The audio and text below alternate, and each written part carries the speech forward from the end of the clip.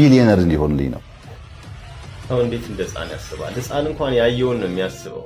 በ10 ብር ካርድ ሳቢያ የጎረቤቱን 8 ጥርሶች ያረገፈው ተከሳሽ በዚህ ሰዓት መነጋገሪያ ሆኖ ዝሙት ዝሙት ዝሙት መጀመሪያው ደስ ቢልም መጨረሻው ውርደት ነው።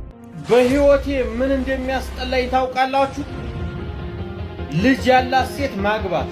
ሰላም ጤና ይስጥልን ክብሯን የቻናሌ ቤተሰቦች እንደምን ከረማችኋል? ዛሬም በአዳዲስ ቪዲዮዎች ወደ እናንተ መጥቻለሁ። ስለ ነጻነት ወርቅነህ ሚስት እየተሰሙ ስላሉ መረጃዎች ማቀርብላችሁ ይሆናል። አሪፍ አዝናኝና ቁም ነገር ያዘሉ ቪዲዮዎች ስለያዝኩኝ እስከመጨረሻው ከተከታተላችሁኝ አሪፍ ነገር ታገኙበታላችሁ። ወደ ቪዲዮ።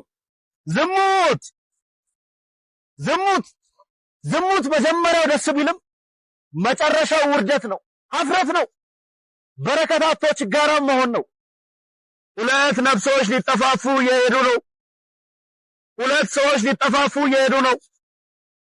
ወደ ውድቀታቸው ወደ ውርደታቸው የሚሄዱ ሰዎች በፊት ለፊት እያለፉ ነው።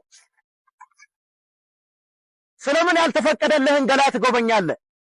ስለምን ያንቺ ያልሆነውን ገላ በእጅሽ ትዳስሻለሽ? አብራት ስለሆንክ የወደድካት ሊመስልህ ይችላል። አብረሹ ጊዜ ስላሳለፍሽ ፍቅርሽን እየገለሽለት ያለሽ ሊመስልሽ ይችላል። ግን ወቀው ከፈጣሪዋ ጋር አጣልተህ ዕጣ ፋንታዋን እያበላሸ ነው። ከፈጣሪው ጋር አጣልተሽ ስኬቱን በውድቀት ከፍታውን በዝቅታ ክብሩን በውርደት አስተውሎቱም ግራ በመጋባት እንዲቀይር እያደረግሽው ነው። ይህ ነው የዝሙት ጥቅሙ። ይህ ነው የዝሙት ትርፉ። ዝሙት ዝሙት ዝሙት መጀመሪያው ደስ ቢልም መጨረሻው ውርደት ነው፣ ሀፍረት ነው፣ በረከት አጥቶ ችጋራም መሆን ነው፣ መቅለል ነው። እየለፋን ስኬት የራቀን በሴሰኝነታችን ነው። ከፊት በጣም የሚገርም ሐሳብ ማለት ነው። በጣም የሚደገፍና ለብዙዎቻችን እንግዲህ ትምህርት ይሆነናል ብዬ ያስብኩት ቪዲዮ ነውና በጣም ነው የተመቸኝ። በ10 ብር ካርድ ሳቢያ የጎረቤቱን 8 ጥርሶች ያረገፈው ተከሳሽ በዚህ ሰዓት መነጋገሪያ ሆኗል። የአምቦ ከተማ ነዋሪ የሆኑት ተሬሳ ገመቹ በ10 ብር የሞባይል ካርድ በተነሳ ክርክር የጎረቤታቸውን የአቶ ቱራ ታደሰን አፍ በድንጋይ በመምታት 8 ጥርሶቻቸው እንዲረግፍ ማድረጋቸው ተሰምቷል። የአምቦ ከተማ ወረዳ ፍርድ ቤት ሰኔ 2 ቀን 2018 ዓ.ም በዋለው ችሎት ታስቦ በተፈጸመ ከባድ የአካል ጉዳት ማድረስ ወንጀል ተከሳሹን በ8 ዓመት ከ9 ወር እስራት እንዲቀጣ ወስኗል ሲል ብስራት ራዲዮ ዘግቧል። በዚህ ጉዳይ እናንተስ ምን ትላላችሁ? በጣም ነው የሚያሳፍረው። በጣም የሚደብር ነገር ነው። እንዴት በ10 ብር የተነሳ እንደዚህ አይነት ነገር ይደረጋል? አረ ዘንድሮ ግን ማስተዋል እያነሰን ነው ወገን። እንዴ ተገቢ ነው ይሄ ነገር? ግን የክፍለ ሀገር መንገድ እገታ ሲያመጣ አየር መንገድ ትርፍ አመጣ። የምድር ጉዞ መዘዝ ይዞ በመምጣቱ ህብረተሰቡ አውሮፕላን መጠቀም በመጀመሩ ከመናኸሪያ ይልቅ አየር መንገድ አውቶቡስ ተራ ሆኗል።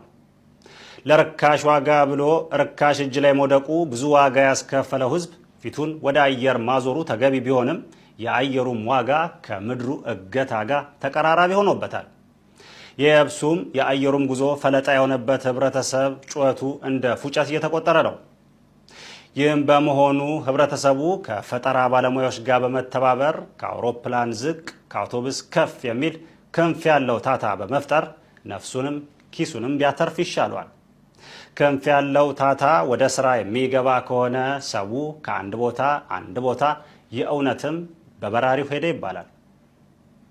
ይህ ልጅ እኮ የሚያመጣቸው ሐሳቦች ማለት ነው። እኔ እንዴት ነው መንግስትም ዝም ያለው ነው እኔ በጣም ጥያቄ የሚፈጥርብኝ ነገር ማለት ነው። እረ ነቆራ እረ ከተታ በዛ እድሜ መውጣት ደግሞ ብዙ ፈተናዎች እንዲያጋጥም ግድ ይላል።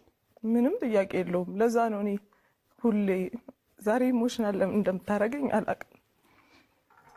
እግዚአብሔር ይመስገን እኔ ምንም አልሆንኩም፣ ኖሬያለሁ።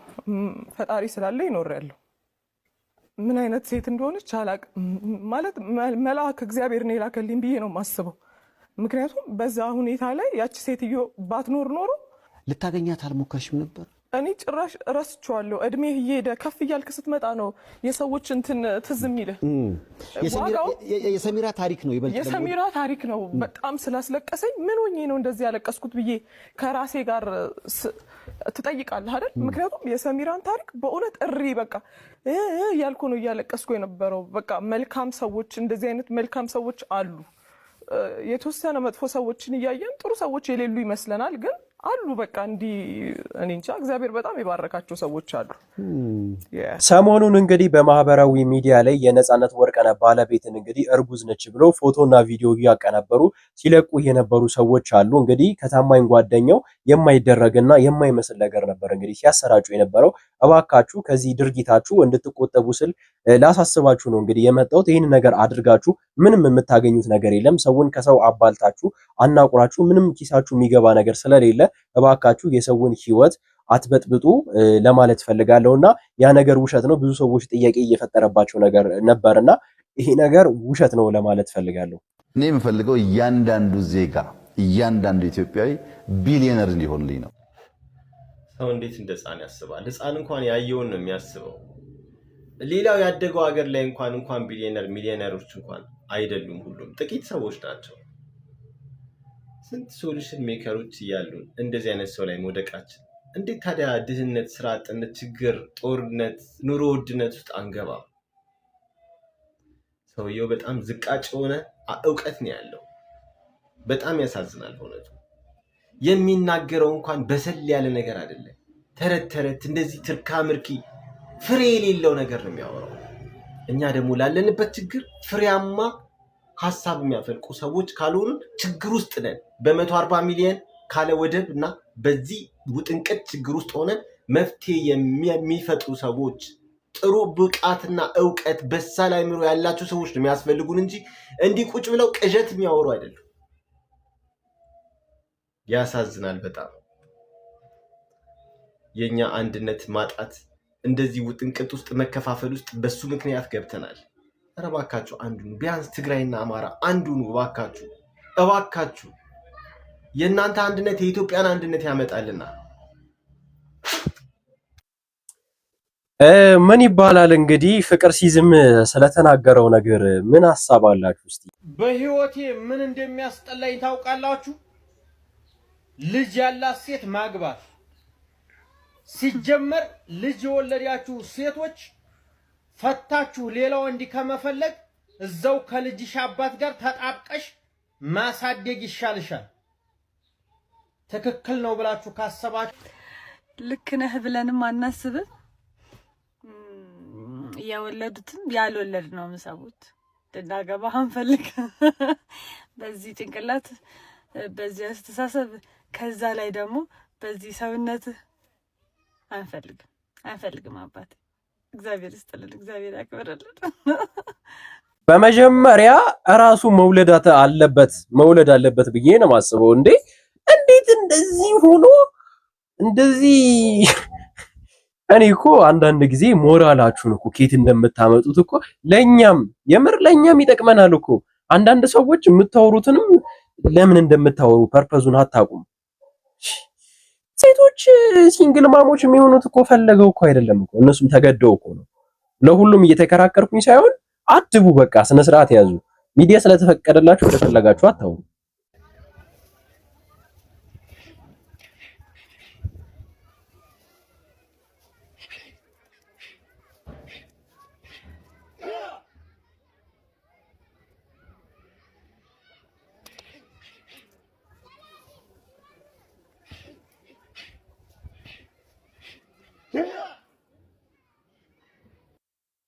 እህቴ ይህንን ቪዲዮ አሁን እያየሽው ከሆነ አሁንም እድል አለሽ። መቼም አሁን እቺ ይህንን ካገባች ምን ሊያጋጥማት እንደሚችል እንግዲህ መገመት አያቀተንም ብዬ አስባለሁ።